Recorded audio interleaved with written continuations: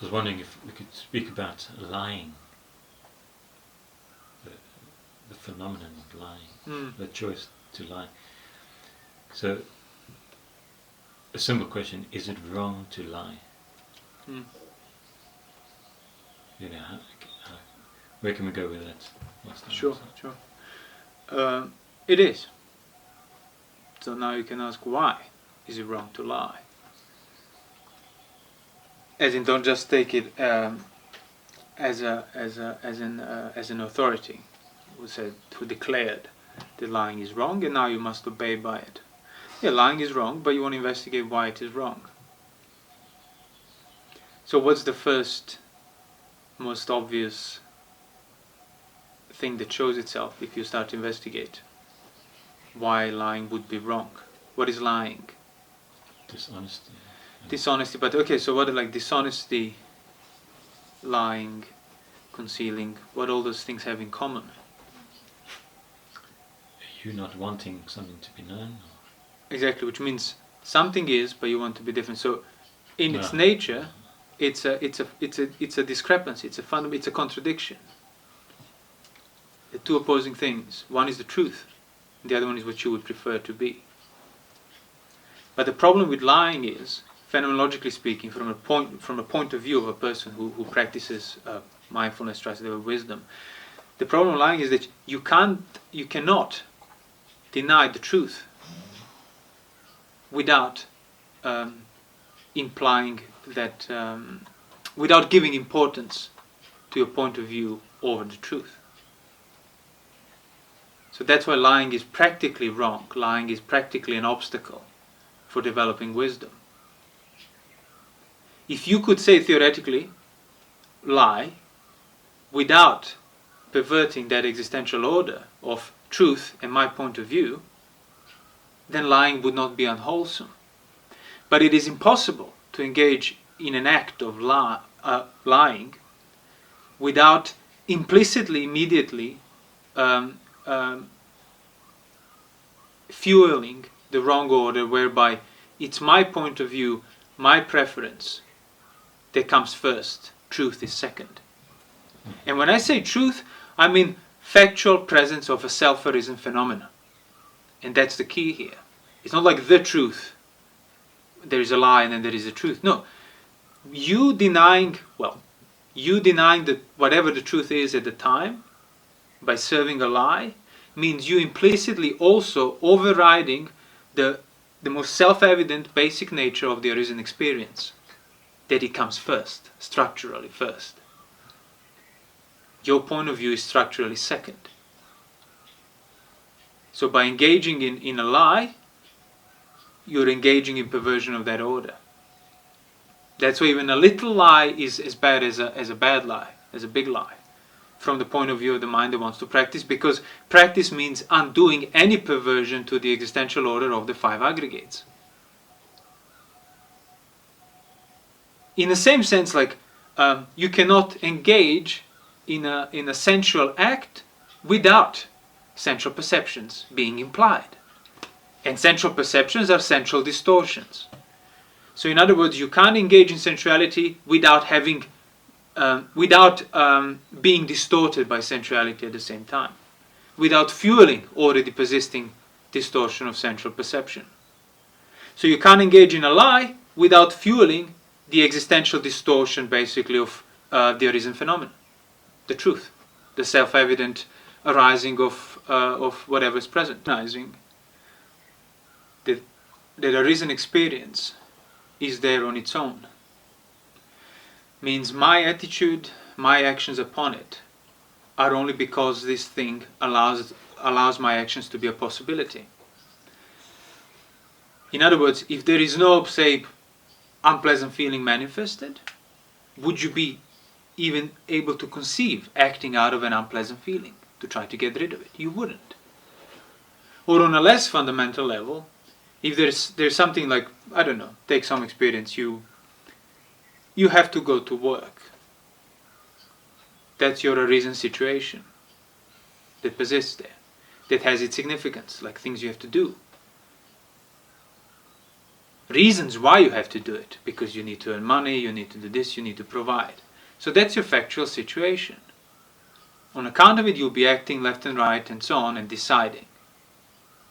But when you start engaging in an act of lying, you're overriding that very order. Doesn't mean you can change the order. Like, there's still things arisen on their own, but you are fully gratuitously giving priority to your point of view that in itself at that time is based on that, simply on ignoring what the real order is. So in other words, you start lying about having to go to work, lying to yourself, not even lying to others. You start saying, no, you don't need to go to work, because really you don't want to go to work. So you start lying because the arisen thing is unbearable. Or not necessarily unbearable, but it's unpleasant and you don't want to have to deal with it. So that's why another aspect of an act of lying is it's always rooted in avoiding displeasure. Why else would you be lying?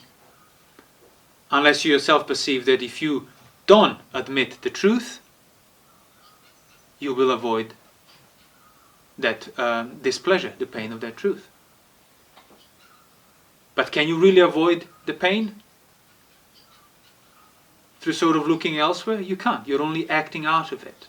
Yeah, you're looking elsewhere because it's there. Exactly. Yeah, But see, the fact that you engaged in an act of lie means you do have, you had it before, and now you're maintaining the belief that you can avoid the arisen pressure of the truth, the displeasure of the truth, simply by lying. Which then implies that you can avoid existentially arisen phenomena simply by providing another phenomena. So it's fundamentally rooted, act of lying is fundamentally rooted in a wrong view. That's why it's fundamentally unwholesome. And it's the same with any of the precepts that the Buddha laid out. None of them are like universally given commandments. All of them are rooted in the principle of greed, aversion, delusion, which separately, individually, are all also principles of some form of contradicting the arisen nature of experience, which is why it's unwholesome. They're not unwholesome because it's a universal morality applied to it. They're unwholesome because they go against how things have arisen.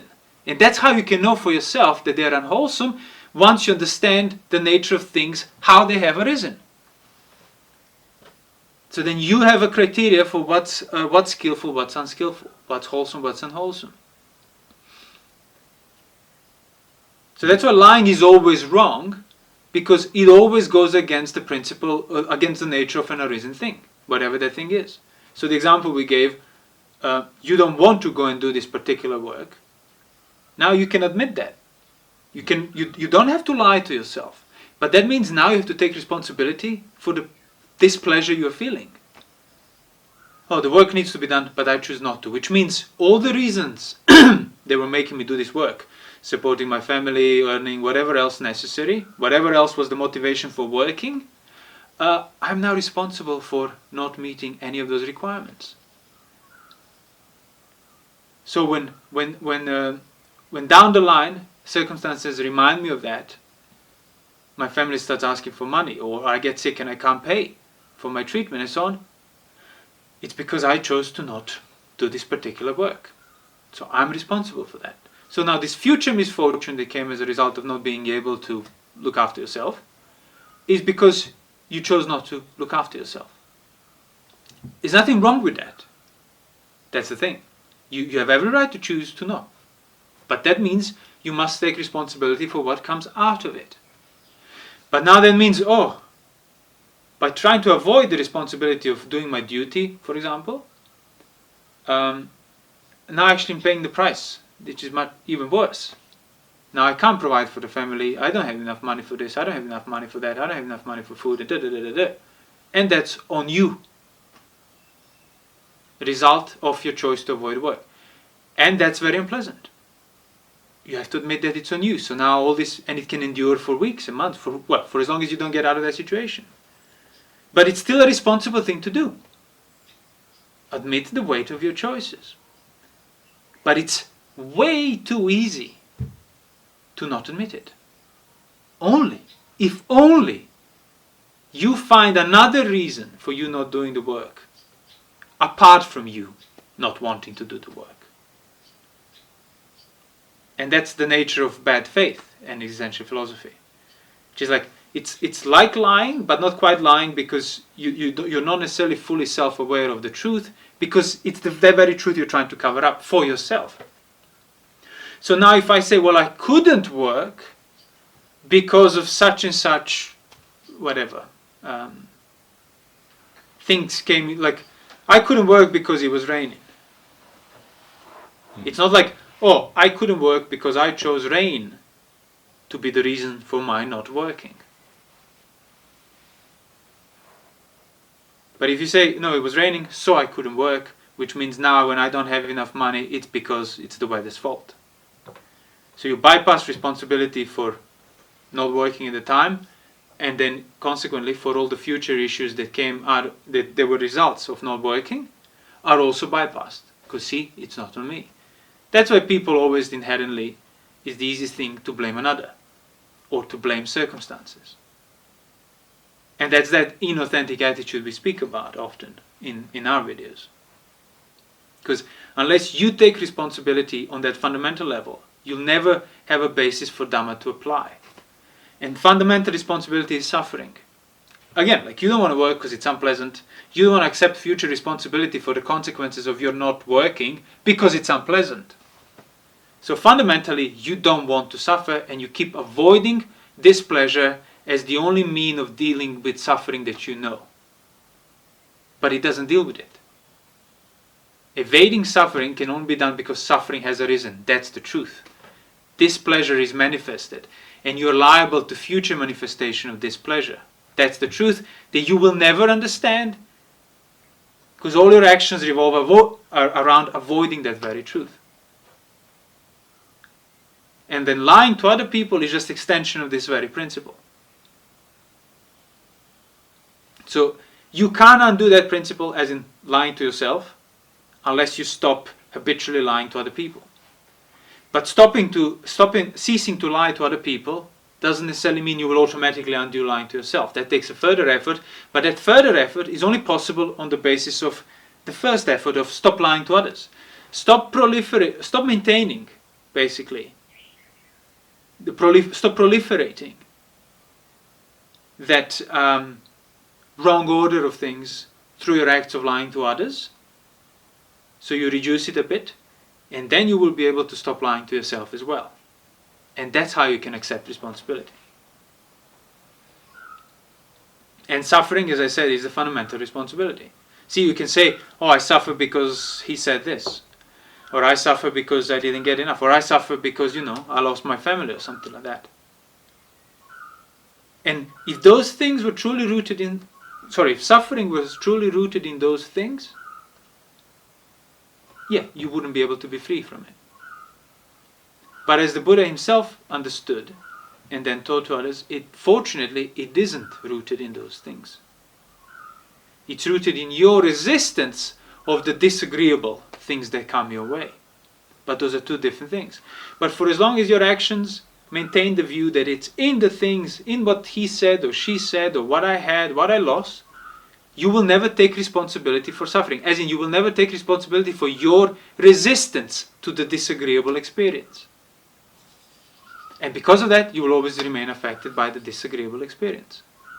So the only way to stop resisting disagreeable experience is to take responsibility for the disagreeable experience. Not lie to yourself. Not lie to yourself, consequently you won't be lying to others. That's why Arahant cannot lie. It's because he became incapable of lying to himself where the problem is, because he solved the problem. Yes, the key, don't lie to yourself. Yeah. But in order to not lie to yourself, you have to stop habitually lying to others.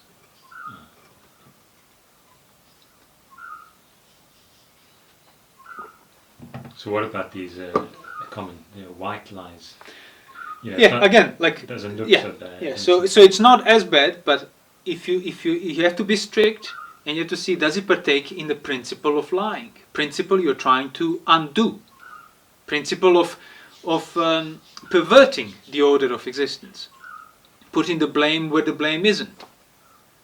And if you look at the white lies and stuff, yeah, it's still perverting. Why would you white lying? Because you don't want discomfort. Why you don't want discomfort? Because you're blaming discomfort for pain. You don't want to, which means by not wanting discomfort, you're avoiding responsibility for resisting the discomfort and blaming the discomfort for your suffering. So I'll just white lie quickly so I don't get discomfort when I won't suffer. No, you don't suffer when you don't resist. It's not that you don't suffer when there is no discomfort. Arahant has discomfort, he has no suffering.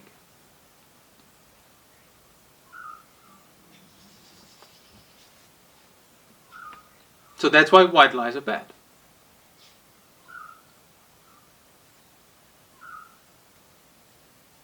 And if you could save somebody from suffering, future, by lying, where is this person hiding? You know, these people are looking for this person. Right. Well, fundamentally, you're always, on the most fundamental level, reasons for your action are always selfish. It cannot be otherwise. Like, you choose to help others because that's what's going to make you happy. Or you choose to help others because that's how you're going to avoid personal discomfort. So others are always secondary. So it's not going. The only way to go about this is to accept it, and then stop perverting the order, as we just spoke about. So stop blaming the circumstances for your suffering, by recognizing that it's in you resisting the circumstances that's where suffering is rooted. So when, like, you're hiding a fugitive or something, and then you lie to others, like, no, I don't know where that person is. Yeah, you're saving their life, maybe, if that's at stake, I don't know. But what you're really acting out of is you being responsible for choosing to sort of have them in the first place, and then secondly for not wanting to experience discomfort of responsibility. Because if you say the truth, they'll find that person and then things might happen to the person, and you will be unable to not blame yourself. And blaming yourself, it's unpleasant. So really you just want to prevent circumstances to allow you to engage in self-blaming. That's it. So you're doing it for yourself. But that's what Buddha said in the suttas. It's often mentioned, like, if a person who is truthful to himself, truthful to others, if he's questioned by kings or authorities, have you seen this? He will say, yes, I've seen it. If he hasn't seen it, he'll say, no, I haven't seen it. He won't say one or the other for no one's sake. He'll say the truth. Why? Because you say the truth, and if these people that are chasing that fugitive choose to do certain things with that fugitive, that's not on you. Even if you say, yes, he went into that house, that's not on you. What they choose to do with him, or why or to what extent, that's not on you. On you is to not pervert the existential order from your point of view. Because by doing so, you're giving priority to your point of view, which means it's a slippery slope. You act out of avoiding discomfort, means you're going to be acting out of prolonging pleasure, which means you're going to be acting out of conceit, out of delusion, and those are the reasons for your own suffering, not the circumstances you've been subjected to. So basically, practically, through trying to avoid suffering, you end up making yourself more and more liable to suffering on that existential level. Hence no lying, no stealing, no cheating, no killing. Not negotiable. Because without that basis, you cannot overcome the attitude of avoiding responsibility for your own existence and for your own suffering. You just can't, even if you want to. There's a major offense for a monk if he lies about, having attained a superior state. He lies about his wisdom. Why is that? Well, because the consequences of it, like the results of your action. That's why people take what you say as truth. Well, exactly. Give their lives to and it can spread for generations, and people will then be acting out of that as the truth, while in reality it isn't the truth. In other words, as the Buddha described in some other suttas, like giving to an enlightened being, making offering to like somebody who is factually awakened and free from suffering, is the greatest merit. So if somebody is factually, or there is a word that such and such is factually free from suffering, he's an arahant. Oh, I'll quickly go and make some merit, because giving to that person is going to have much more merit than giving to just anybody else who isn't enlightened. If that's the truth, you will actually get all those results, that great merit, because the person is factually an arahant. But say somebody spreads a lie that he's an arahant, and nobody knows it's a lie, and then people go out of their way and they don't give to others because they want to give to this arahant, and in reality he isn't an arahant. So the whole mess created was because somebody lied that that person is an arahant. So as a direct result of that lie, millions have been misguided, or many people have been misguided, and they've been acting as if that person is an arahant, being sure they're going to get all this merit, dedicating all the offerings to that one person because he's an arahant, and then turns out he isn't.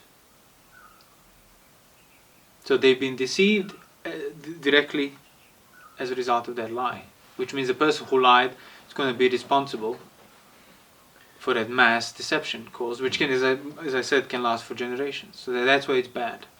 You say like a monk could be deceiving himself, which then deceives others. Yeah, but that's different. That's why it's not an offense if a monk does that out of overestimation. He thinks, I know the way out. That's what I meant when I said like lying to others, it's not quite on the same level as lying to yourself, because lying to yourself means obscuring the truth. So simply through obscuring the truth, you're lying to yourself. But when you come to lie to others, means you're fully aware of what truth is being obscured. And then you act completely the opposite way. So it's an extra layer. So that's why the attitude of bad faith, avoiding responsibility, it's not like fully fledged as lying to another person. Because in order to lie, you need to know what the truth is. You can't lie if you think what you're saying is the truth. Yeah. But when it comes to yourself, it's not that clear cut. Because you're already refusing to admit what the truth is. So you're refusing to be fully aware of what the truth is. Which means you can't like fully lie to yourself. Because in order to fully lie to yourself, you need to fully admit the truth to yourself. But lying to yourself, it's not on the level of actually lying to yourself, but it's on the level of repressing, oppressing, like turning away, ignoring the truth. Mm-hmm. That's where Vijay is ignorance. It's not like a metaphysical lack of information of what the universe is. Yeah. It's ignoring what's right in front of you. And lying to others comes on the basis of that principle, is just further proliferated. And it's the sustaining of the thing that you're... Oh yeah, yeah. There's this, someone said, I'll quote someone, lying is the lifeblood of addiction. Sure, but you could say that the lifeblood of lying is avoiding is avoiding responsibility for your own experience. So basically, the basis for lying is attitude of bad faith to yourself, as in having faith in ignoring, not in what you're actually ignoring. That's what I mean. You pervert the order. The only way you can ignore something is because it's there. But you focus on prioritizing the act of ignoring, not the act of what's already there. And that's the most fundamental attitude towards the experience, the avijja. Turning a blind eye. The only way you can turn a blind eye to something is if that thing is already there. So the most fundamental attitudes of turning a blind eye is that fundamental wrong view in regard to the nature of existence. Being, I'm not my own, as in I'm not in control of this body upon which my whole life depends. I'm subject to aging, I'm subject to death, suffering. All these things are obvious. But the only reason people do not resolve them is because they give priority to ignoring them. And that's what I mean. You give priority to your point of view on account of what's there in regard to which you exercise your point of view. And that's why ignoring the ignorance, it's like a vicious circle. Avidya leads to more avidya. Ignoring leads to maintenance of the attitude of ignoring. So what do I need to stop ignoring then to undo the entire avidya of the whole samsara? Stop ignoring the arisen feelings. Stop ignoring the arisen intentions.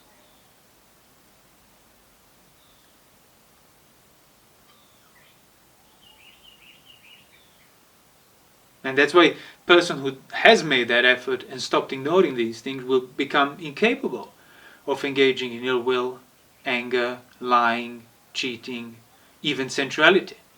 Because sensuality in itself, it's already that perversion on the fundamental level. Finding pleasurable in that which is truly ugly. So you ignore that it's ugly. Ignorance of the ugly is the basis for attraction. Ignoring the ugly. Was the unattractive? Yeah, ignoring the unattractiveness, the fundamental unattractiveness. The fundamental kind of dispassion or absence of passion in it. Ignoring that is how you have maintained passion in it. What's the nature of concealment? I suppose, well, in the suttas, and often, in many of them, and in the Buddhist writings, you often hear about delusion, greed, aversion, delusion, lobha, dosa, and moha. So, people can get their head around greed, can get their head around aversion, but often delusion is kind of regarded as something that's not directly my responsibility, in as much as greed is, or aversion. I don't know what I don't know. Yeah, so it's regarded in sort of a semi-metaphysical sense, as in it's there, but it's not really something I can directly experience. But actually it is. Delusion is an attitude of your mind, in as much greed or lust and aversion are. Otherwise, it wouldn't have been mentioned always like that. Right. Yeah. So, from that point of view, delusion, it's more of like an attitude of indolence, laziness, Choice to keep things cloudy. exactly, keeping it opaque intentionally, not turning a blind eye, distracting yourself intentionally with things that are going to take your mind away from yourself. So you realize delusion is a very active thing. And as the Buddha said, that's why it's the most blameworthy, actually, because it's the hardest to undo as well. Mm-hmm. But the fact that you can undo it means it's not this metaphysical lack of knowledge. It's your very attitude. That it's even more fundamental than the attitude of lust and the attitude of aversion. They're kind of secondary to it. Lust requires a basis of delusion. Aversion requires a basis of delusion. Delusion requires a basis of delusion. So you're deluded through and through, not because you don't know certain things, but because you perpetually act out of ignorance that then maintains yourself in the situation of ignorance. And situation of ignorance, again, it's not ignorance, as in you don't know something. It's you actively ignoring and giving priority to the ignoring of it.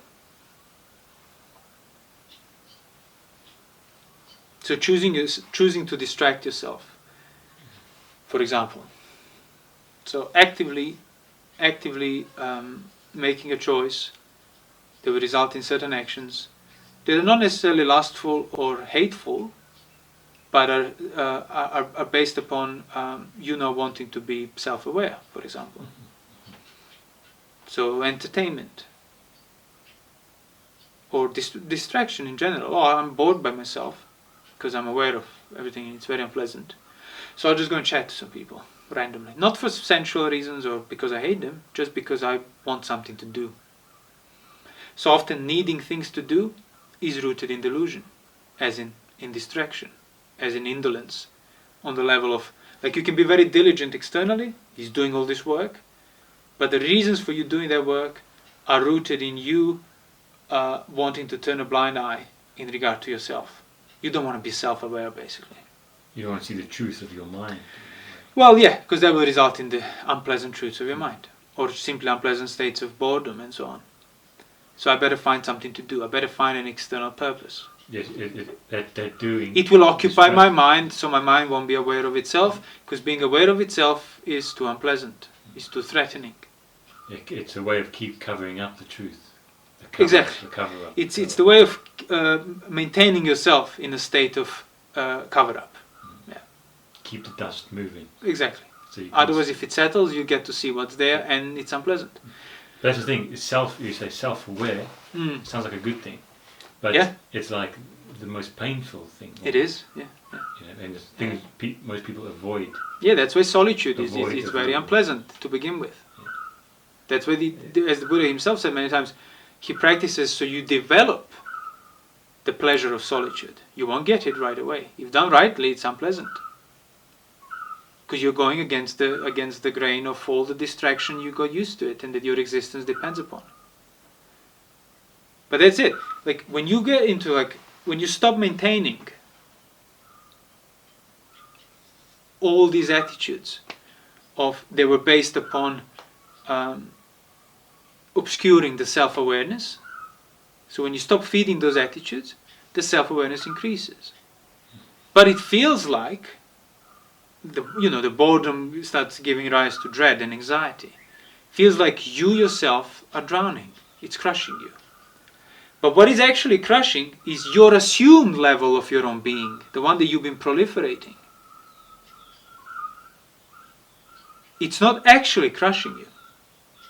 Like being alone in your room, not seeing or talking to anyone, cannot do anything to you.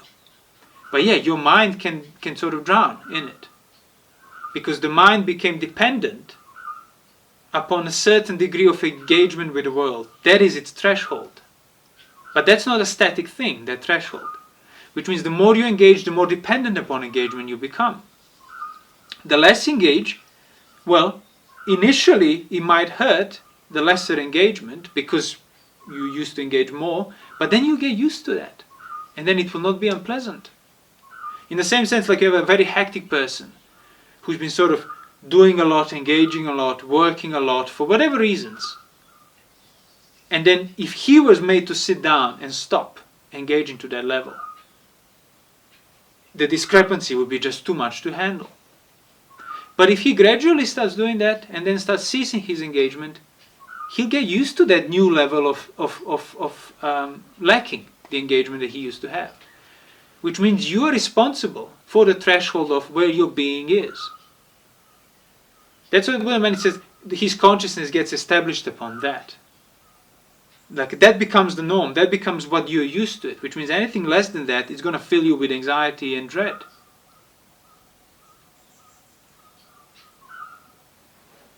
But it's important to recognize that it's not a static thing. So through using engagement with the world, actions, meaningless work, whatever else, or not even finding meaning for your work, whatever. Practically, you're engaging with the world for the means of escaping self-awareness. So you will become dependent on that level of engagement. Anything less than that engagement will bring you back to your self-awareness. So that means then you have to keep maintaining the level of your engagement, and once you get used to it, you have to keep increasing it if you try to use it to avoid self-awareness. And most people to a degree are using that. That's why most people are afraid to be alone. Not afraid from like some, monsters and stuff, but afraid just in broad daylight being left alone in their room for a whole day. Without doing anything, without taking my mind away from myself. That's why most people would be afraid to be left alone. It would result in experiencing anxiety and existential dread. Because the human life on average is about avoiding that self-awareness, which ties in with avoiding responsibility and feeds one another and so on. But self-awareness is the thing that's going to make things right, in a way. Exactly. That's why people are, because of their own actions, they're liable to suffering because of that, not because of someone else's fault or some design. It's because you act in a manner that keeps making you liable to suffer, keeps you exposed. So you could then, if you take responsibility for it, that's where what I'm saying might become apparent. That the level of engagement, the level of distraction, the level of turning a blind eye, it's not a static thing. Which means you can, the way you've been kind of proliferating it, you can then also undo it if you stop engaging with it. Or you can certainly put the brakes on its growth. That's why the bhava in the suttas being, again, it's not a metaphysical thing, it's the level of your dependence on the senses, which is central being. The level of dependence on the sense of the world, the duty, the perception thing you perceive around, the level you depend on it. But then you can start depending less. That's why Arahant has cessation of his being. He doesn't depend on anything. But he's still there. It's not that the being means destruction. No, being means assumption. Assumption of engagement, assumption of avoiding responsibility, assumption of sensuality. And that's what delusion is. That ignoring, turning a blind eye, distracting yourself, not being able to live with yourself. And again, you can ask back onto that practical level that we always do, why is it that I don't want to be self-aware? Why is it that I need to distract myself from myself? Because it's unpleasant. So why am I then maintaining this whole level of being for which I'm responsible, level of how much I depend on engagement with things? Oh, it's because I don't want to suffer. But failing to see that my very engagement is the root of your suffering, exactly, yeah. So why do I suffer then? Oh, it's because I keep running away from suffering. That's why I suffer. So if I stop running away from suffering, I at least have a chance to not suffer.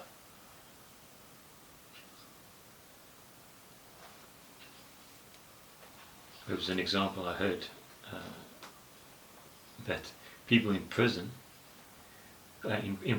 punishment is solitary confinement, and a lot of people would rather spend their time with other criminals, rapists or murderers, than be alone. Yeah. Yeah, well, it's not accidental that, that was always the worst punishment. Yeah. Solitary confinement for prolonged periods of time. For an untrained mind, of course. You would rather do things that are bad for you. Yeah. Like take drugs. You would rather expose yourself to like genuine existential risks than be alone with yourself. Or jump out of a plane. I'll take up parachuting. I'll put my life on the line. I've got to do all these extreme sports maybe. Yeah. Just to avoid. Yeah, that's what I mean. It's not a stationary thing, which means avoiding boredom needs to be maintained. Because you like boredom sets in when you get used to the threshold. Then you need to do more. Same with sensuality. If people use sensuality as means of escape, if people get angry as means of escape, that's why you keep getting angrier and angrier as the life goes by. Because you keep getting used to it and it ceases to work. Your means of escape ceases to work, so then you need to keep running harder. The truth is always there, and it's always kind of pushing. So the fact that you give in to the attitude of ignoring the truth that's always there means you're just running around in a circle. Yeah. You don't really ever run away from, and everybody knows that. Like if you ask any random person, even not familiar with Buddhism, like, can you satisfy your sensual desires? Most people will already know you can't really. You can't satisfy them. You can only run around them. Same with anger. Like, is the satisfaction of revenge or inflicting pain back onto somebody, is that really preventing you from experiencing in the first place? No, you know that. You just can't help it. And you can't help it because you keep ignoring the truth. You keep ignoring the nature of what's right in front of you. Hence ignoring will automatically, inevitably result in lust and aversion, in greed and anger and so on.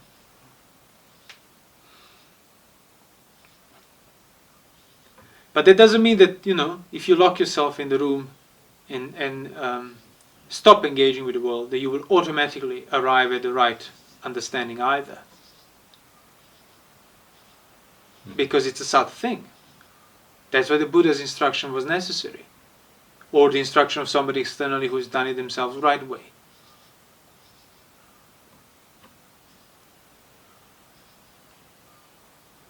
So the two outcomes for somebody who who doesn't have that external instruction, the two outcomes would be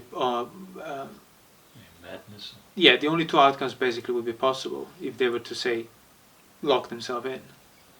Either madness, as in the mind would implode because you wouldn't know the way out of itself, or you would develop a degree of that self-transparency and undo a great level of your being, which means become more transparent, less subjected to suffering, but you have to give in to something.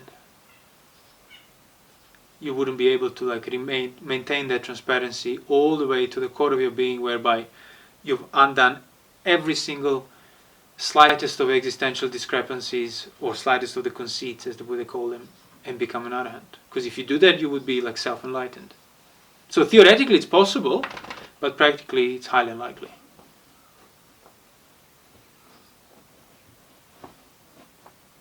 But that doesn't mean that you shouldn't even try. Like even a person who is not necessarily interested in becoming fully enlightened and following the Buddha's instruction to the end, it would do them good if they start withdrawing the level or keeping in check the level of their engagement and dependence on the world and the senses.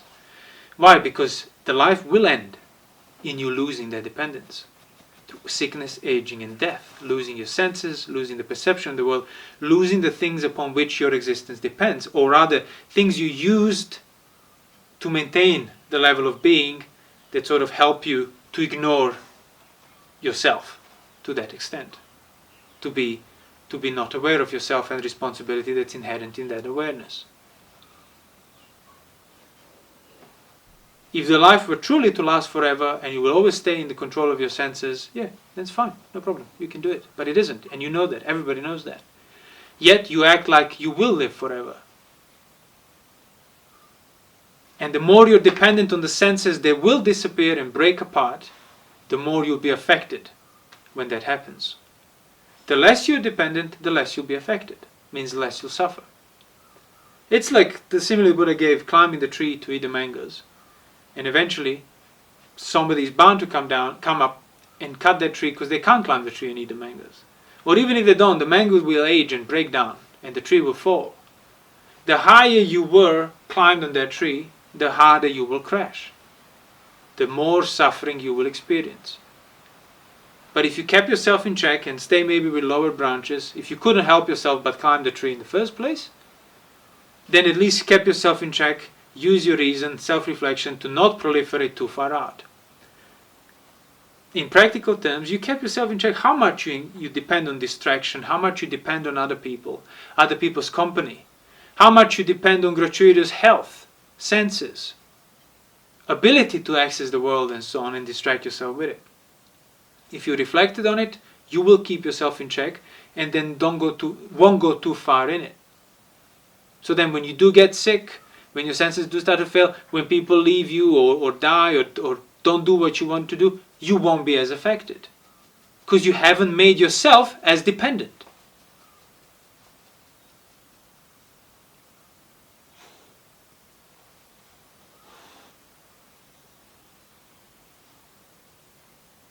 But if you are, you have concealed so much your whole life. If you concealed so much your whole life,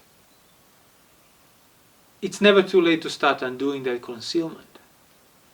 So that's really the problem there. If you never start undoing your own concealing basically yourself from yourself, concealing the nature of yourself from yourself.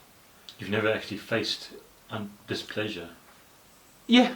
Never admitted it where the problem of it is. That's why people are responsible for being bound to samsara. It's not samsara that binds you. You bind yourself to it.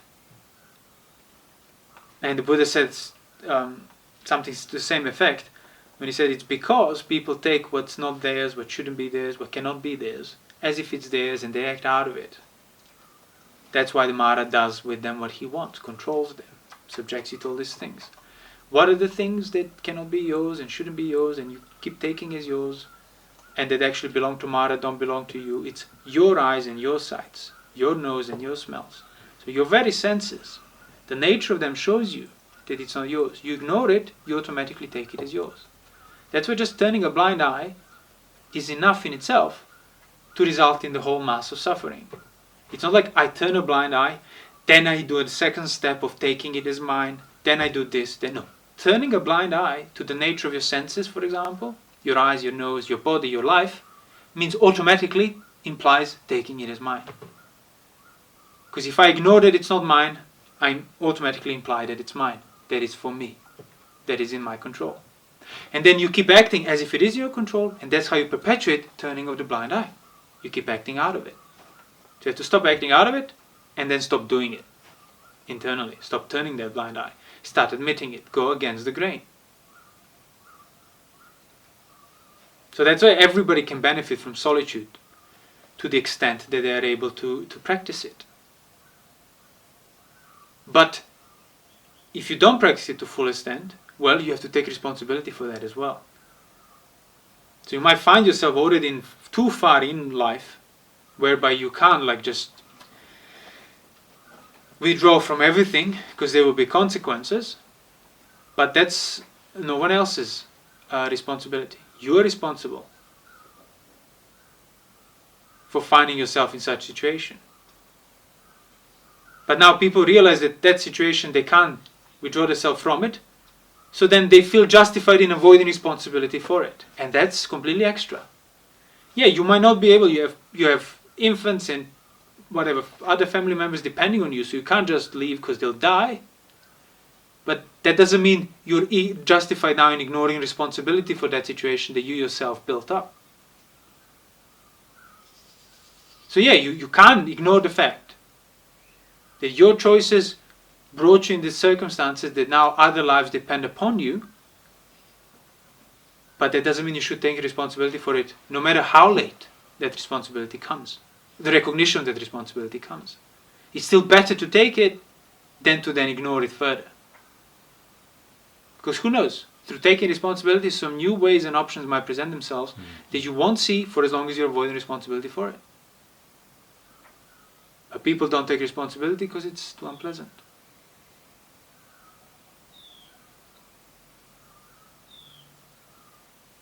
But yeah, taking responsibility, things become very clear. Options become more. Yeah.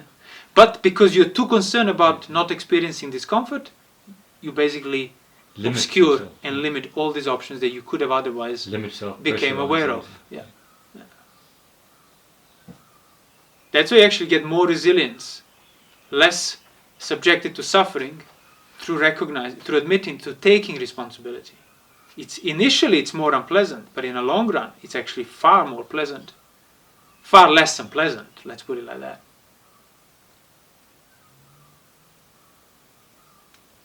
Because through taking responsibility, you see where the problem is. And the problem is in avoiding responsibility. That's why you suffer.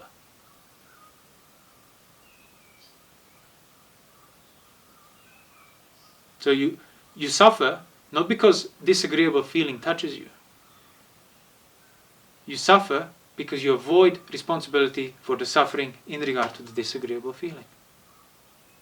You start taking responsibility for that suffering in regard to disagreeable feeling, you stop blaming disagreeable feeling for that suffering. Which means you stop resisting it. Which means you stop suffering. That's it. You stop touching it. You stop touching you. You stop getting into the domain that doesn't belong to you. That belongs to Mara. You stop taking it as yours. That's it. You cannot be affected by anything then. No matter how disagreeable.